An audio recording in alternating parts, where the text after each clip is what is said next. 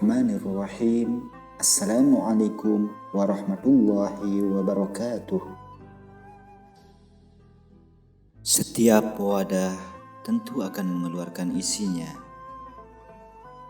Itulah gambaran bahwa amalan itu menunjukkan keyakinanmu dan lahirmu menunjukkan batinmu.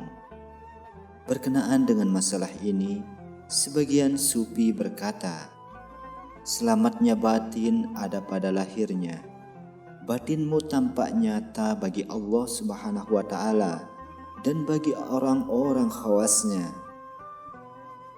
Jika engkau berada di depan salah seorang di antara mereka, beradablah kepadanya dan bertaubatlah kepada Allah Subhanahu wa Ta'ala sebelum menjumpainya. Tanda-tanda bahwa engkau bertawaduk kepada Allah Subhanahu wa Ta'ala adalah jika engkau merasa kecil dan tawaduk di depan orang-orang saleh. Maka bersikaplah tawaduk. Sesungguhnya orang yang tawaduk itu akan diangkat derajatnya oleh Allah Subhanahu wa Ta'ala.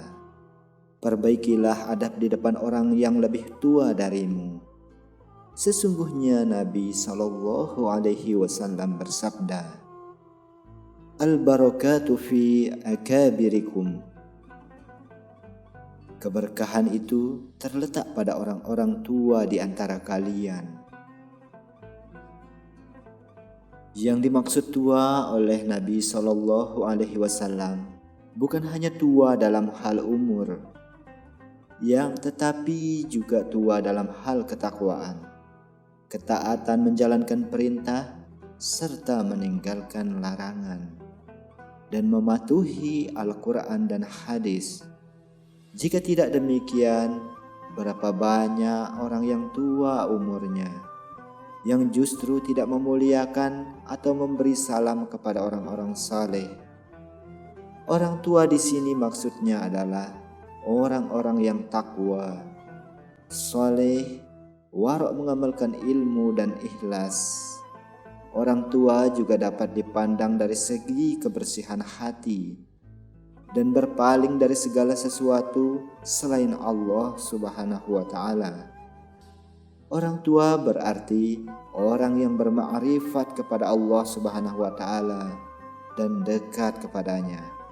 Orang yang banyak memiliki ilmu hati akan bertambah dekat pula dengan Tuhannya.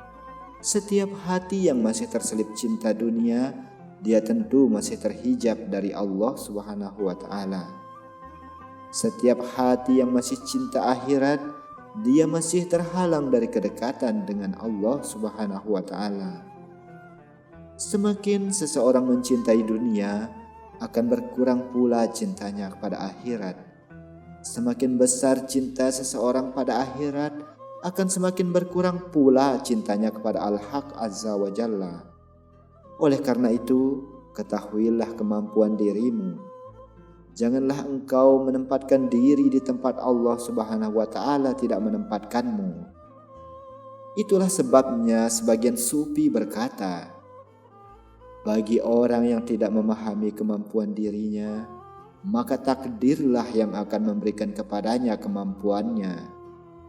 Janganlah engkau duduk di tempat engkau diberdirikan jika engkau masuk rumah untuk bertamu. Janganlah engkau duduk di tempat yang tidak dipersilahkan oleh tuan rumah.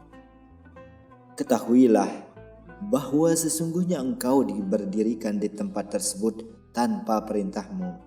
Jika engkau tidak bersedia, maka engkau akan terhina dan terusir. Engkau telah menyia-nyiakan umur, wahai gulam, untuk menulis dan menghafal ilmu tanpa amal. Semua itu tentu tidak ada gunanya bagimu. Nabi SAW bersabda, pada hari kiamat Allah Azza wa Jalla berfirman kepada para nabi dan ulama, kamu adalah penjaga manusia, lalu apa yang kamu perbuat dalam penjagaanmu? Dia berkata kepada para raja dan orang-orang kaya, kamu adalah juru kunci perbendaharaanku. Apakah kamu telah menyumbang orang-orang fakir, merawat anak-anak yatim, dan mengeluarkan hakku dari yang aku wajibkan atas kamu? Terimalah nasihat Rasulullah Shallallahu Alaihi Wasallam ini, wahai gulam. Betapa kerasnya hatimu, Maha suci zat yang telah menetapkan takdir diriku dengan tegas. Setiap kali aku melempar seekor burung, ia datang dan kedua sayapnya terpotong.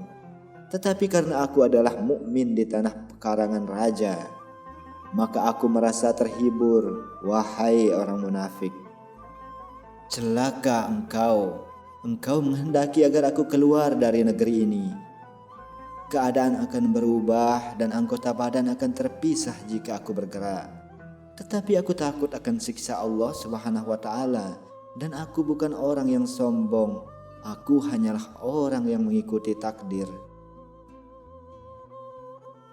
Aku menyetujuinya dan berserah diri kepadanya. Berilah keselamatan kepada hamba-Mu ini, ya Allah. Celaka, engkau mentertawakan aku, padahal aku berdiri di pintu Al-Haq Azza wa Jalla untuk mengajak manusia kepadanya. Engkau akan memperoleh jawaban. Bangunlah satu hasta ke atas dan 1000 hasta ke bawah. Di sana engkau akan melihat siksa Allah Subhanahu wa Ta'ala. Ketahuilah bahwa siksanya itu ada di dunia dan di akhirat, wahai orang-orang munafik. Zaman ibarat tali penghubung, dan engkau akan menyaksikan apa yang akan terjadi. Diriku mutlak berada di tangan kekuasaan Allah Subhanahu wa Ta'ala.